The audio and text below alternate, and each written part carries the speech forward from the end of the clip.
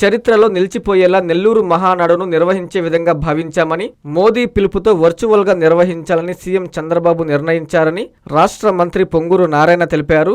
Nellore city నియోజకవర్గంలోని 53వ డివిజన్లో మహానాడు మొదటి రోజు ఘనంగా ప్రారంభించారు. ఈ కార్యక్రమానికి MP Vemireddy Prabhakar Reddy, observer Guruvareddy, NUDA chairman Kotamreddy శ్రీనివాసులరెడ్డిలతో కలిసి మంత్రి నారాయణ పాల్గొన్నారు.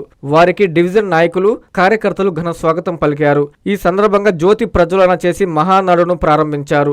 ఎన్టీఆర్ విగ్రహానికి పూలమాలలు వేసి నివాళులర్పించారు.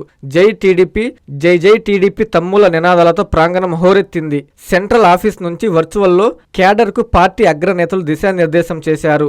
మంత్రి నారాయణ మాట్లాడుతూ రికార్డు స్థాయిలో రాష్ట్ర వ్యాప్తంగా 1875 క్లస్టర్లలో హైబ్రిడ్ మహానాడు నిర్వహిస్తున్నారన్నారు. సిటీలో 14 క్లస్టర్లలో మహానాడు వేడుక జరుగుతుందని తెలిపారు. కార్యకర్తలు, అభిమానులు, శ్రేయోభిలాషులు రెట్టింపు ఉత్సాహంతో పాల్గొన్నారన్నారు.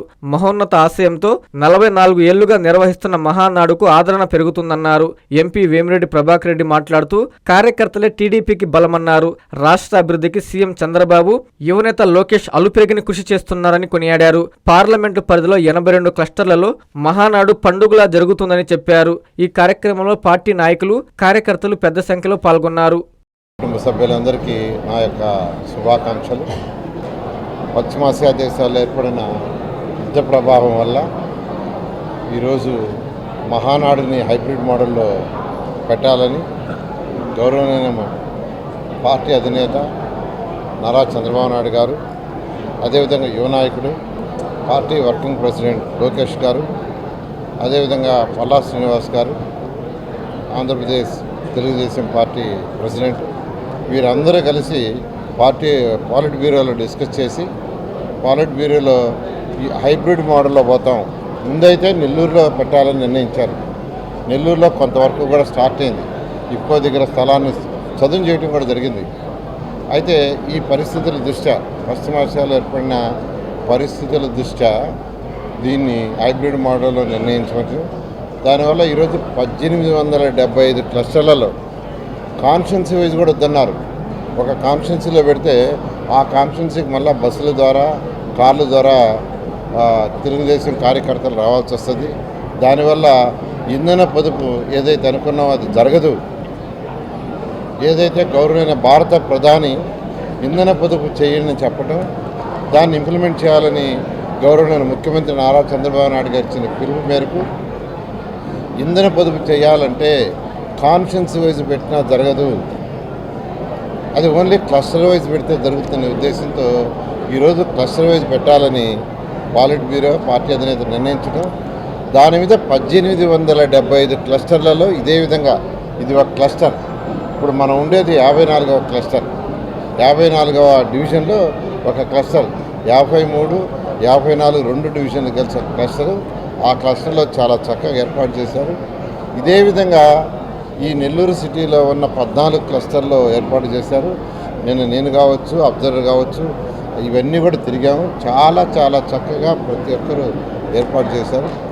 ఈరోజు 54వ డివిజన్లో ఏర్పాటు చేసిన క్లస్టర్లో నేను, వేమిరెడ్డి ప్రభాకర్ రెడ్డి గారు ఎంపీ గారు, నుడా చైర్మన్ గారు, అదేవిధంగా అబ్జర్వర్ గారు మరియు మిగతా వాళ్ళందరూ యాక్చువల్గా రావటం, ఇక్కడ స్వర్గీయ ఎన్టీ రామారావు గారికి పూలమాల వేసి ఈ యొక్క కార్యక్రమాన్ని ప్రారంభించాం.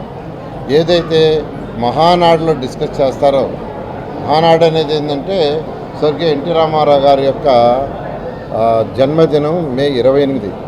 దాన్ని దృష్టిలో పెట్టుకొని 27, 28 2 రోజుల్లో ఈ కార్యక్రమాన్ని జరుపుతారు.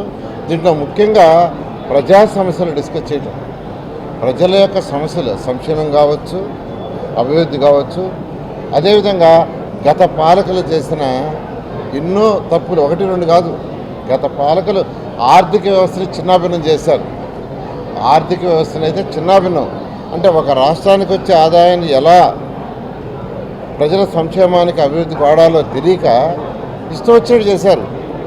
ఒక కుటుంబంలో 20,000 జీతం వస్తుంటే ఆ కుటుంబంలో భార్యాభర్త కలిసి ఆ 20,000ని ఎలా ఖర్చు పెట్టాలో నిర్ణయిస్తారు.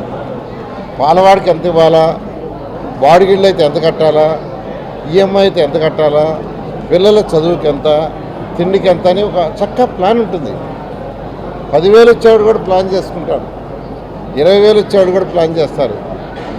కానీ ఇంత పెద్ద రాష్ట్రం, ఈ రాష్ట్రానికి వచ్చే ఆర్థిక వనరులు ఏ విధంగా చేయాలో లేక అన్నిటినీ డైవర్ట్ చేశారు. అన్నిటినీ పోలవరం రివర్స్ ఫండ్ అని పిలిచారు. రివర్స్ ఫండ్ అని పిలిచి వాళ్ళు అది డ్యామేజ్ అయిపోయింది. 45,000 కోట్లు అక్కడ నష్టం. అంతా ఇంత కాదు, విద్యుత్ ఛార్జీలని 5 సార్లు పెంచారు. 9 సార్లు పెంచారు. ఆర్టీసీ ఛార్జీలు పెంచేశారు. చెత్త పన్ను ప్రజల మీద చెత్త పన్ను వేశారు. కానీ కుప్పల చెత్త వదిలేసిపోయారు. లక్షల టన్నుల చెత్త వదిలిపోతే ఈ ప్రభుత్వం వచ్చిన తర్వాత గౌరవ ముఖ్యమంత్రి గారి యొక్క డైరెక్షన్లో వాటిలన్నిటి తీయడం జరిగింది. లక్షల టన్నుల చెత్త మళ్ళీ చెత్త పన్ను వేశారు. ఈ విధంగా అనేకం, 1 కాదు 2 కాదు, ఆఖరాకి ఇంటర్మీడియట్ బోర్డు, అదేవిధంగా హెల్త్ యూనివర్సిటీ, దాంట్లో డబ్బులు ఉంటే దాంట్లో ఎందుకు డబ్బులు ఉన్నాయి, వాటి డెవలప్మెంట్స్కి ఉన్నాయి. ఆ డబ్బులు కూడా కార్పొరేషన్కి డైవర్ట్ చేసి 6% ఇస్తామని వాటిని డైవర్ట్ చేసి చెల్లాచెదరు చేశారు. ఈ విధంగా అన్ని వ్యవస్థలని నాశనం చేసి వెళ్ళిపోయారు. అయితే గౌరవ ముఖ్యమంత్రి గారు వారికి ఉన్న అపార అనుభవంతో ఈరోజు రాష్ట్రాన్ని మళ్ళా గాడిలో పెట్టారు. గాడిలో పెట్టి మళ్ళా సంక్షేమాన్ని ఇస్తున్నారు. రాష్ట్రం యొక్క అభివృద్ధి లేకుంటే యువత భవిష్యత్తు అంధకారం. యువతకు ఉద్యోగాలు రావాలి అంటే, యువత భవిష్యత్తు ఉండాలంటే ఖచ్చితంగా ఇండస్ట్రీస్ రావాలి. ఈరోజు భారతదేశంలో వచ్చిన మొత్తం ఇండస్ట్రీస్ ఎంఓయూస్ 2025-26 తీసుకుంటే 25% ఒక్క రాష్ట్రానికి వచ్చిన ఆంధ్రప్రదేశ్. అది కేవలం గౌరవ ముఖ్యమంత్రి గారు వారు చేసిన ఇతర రాష్ట్ర వారికి ఉన్న అపార అనుభవంతో, వారి మీద ఉన్న నమ్మకంతో అనేక కంపెనీలు వచ్చినాయి. అదేవిధంగా యువ నాయకుడు కూడా అనేక దేశ విదేశాలు తిరిగి వాళ్ళందరినీ పిలవటంతో ఈరోజు అటు ఐటీ రంగం కావచ్చు, లేక అనేక ఇండస్ట్రీస్ వచ్చినాయి. ఈ ఇండస్ట్రీస్ అన్నీ గ్రౌండ్ కావడానికి కొన్ని 1 year పడతాయి, కొన్ని 2 years, కొన్ని 3 years, కొన్ని 4 years. ఇవన్నీ గ్రౌండ్ అయితే అనేక లక్షల మందికి ఉద్యోగాలు వస్తాయి. అనేక లక్షల మంది వారందరూ ఆదాయం పెరుగుతుంది. వారి ఆదాయం పెరిగితే రాష్ట్ర ఆదాయం పెరుగుతుంది. రాష్ట్ర ఆదాయం పెరిగితే ఆ డబ్బులతో సంక్షేమము డెవలప్మెంట్ చేయొచ్చు అనే ఉద్దేశంతో ఈరోజు గౌరవ ముఖ్యమంత్రి గారు ఈ కార్యక్రమాన్ని ఈ రాష్ట్రాన్ని ముందుకు తీసుకుపోతున్నారు. ఇక్కడ ఒకటే, ఈ యొక్క మహానాడులో ప్రజల సమస్యలు చర్చిస్తారు. నెల్లూరులోని 14 క్లస్టర్లో ఇక్కడ ఉన్న 248 బూతుల్లో ప్రజల సమస్యలు ఏదైనా సంక్షేమం కావచ్చు, రోడ్డు కావచ్చు, డ్రైన్ కావచ్చు, వాటర్ కావచ్చు, ఏ సమస్య ఉన్నా ఇక్కడ డిస్కస్ చేసి అవన్నీ ఇస్తే ఫస్ట్ మున్సిపల్ కమిషనర్కి ఇచ్చి వారి లెవెల్లో ఎన్ని చేయగలరు అవన్నీ కంప్లీట్ చేయటం, లేదు పాలసీలు చేయాల్సి ఉంటే పార్టీ హెడ్ ఆఫీస్కి పంపించడం, వారు ప్రభుత్వానికి పంపించి ప్రభుత్వం దగ్గర అవసరమైతే అసెంబ్లీలో డిస్కస్ చేసి ఆ సమస్యలన్నీ సాల్వ్ చేయటమే ఈ మహానాడు యొక్క ముఖ్య ఉద్దేశం.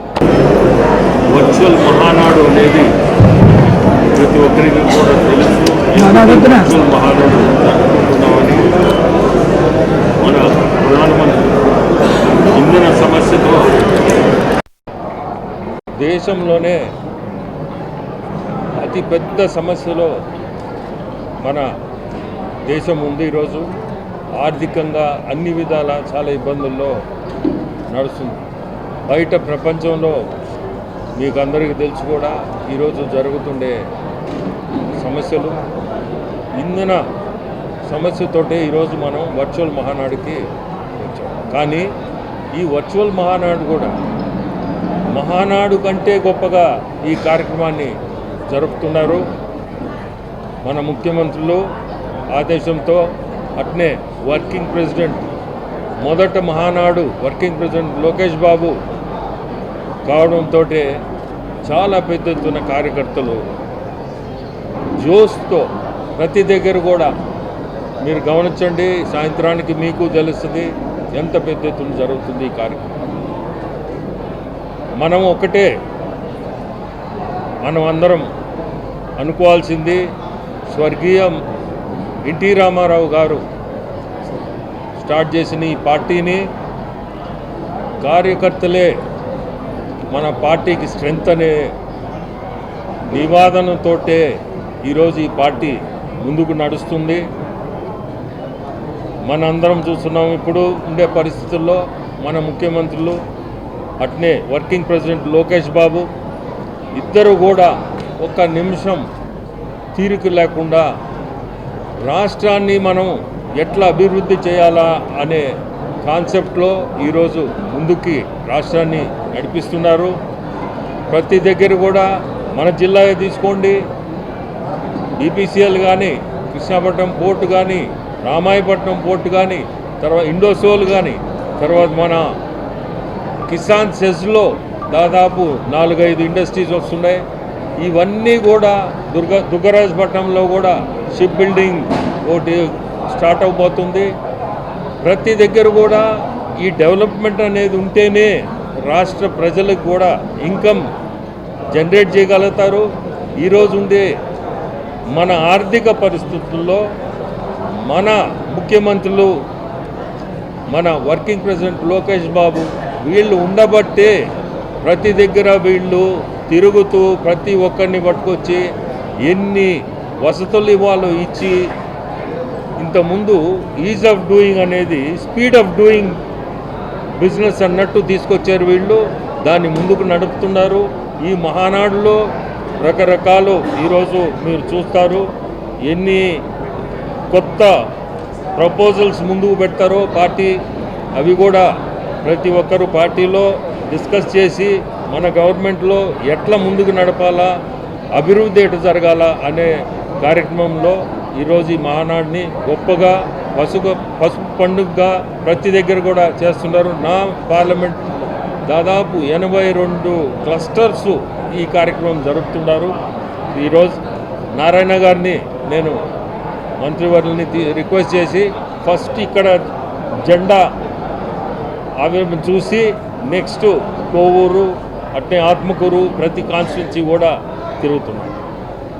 నారాయణ హాస్పిటల్స్ ఆన్ వీల్స్ మీ ఇంటి వద్దే తక్షణ వైద్య సేవలు మరియు నిపుణుల చికిత్స. మా సేవలు specialist consultations, general medicine, general surgery, orthopaedics, dental, ophthalmology వంటి విభాగాల నిపుణుల వైద్య సలహాలు, ఎక్స్రే, ECG, లాబొరేటరీ పరీక్షలు, రక్త పరీక్షలు, షుగర్, కొలెస్ట్రాల్, కిడ్నీ మరియు లివర్ ఫంక్షన్ టెస్టులు, కంటి చూపు పరీక్షలు, పంటి ఆరోగ్య పరీక్షలు, preventive health checks, diabetes, BP, గుండె, కిడ్నీ, లివర్ వంటి సమస్యలను ముందుగా గుర్తించేందుకు పరీక్షలు, అత్యవసర చికిత్సా సహాయం, ఆక్సిజన్, అత్యవసర మందులు. మా ప్రత్యేకతలు 25 ఏళ్ల నమ్మకమైన వైద్య సేవలు, అన్ని వైద్య సౌకర్యాలతో కూడిన ఆధునిక మొబైల్ హాస్పిటల్. మీ ఆరోగ్యం మా బాధ్యత. నారాయణ హాస్పిటల్స్ ఎప్పుడూ మీకు అండగా.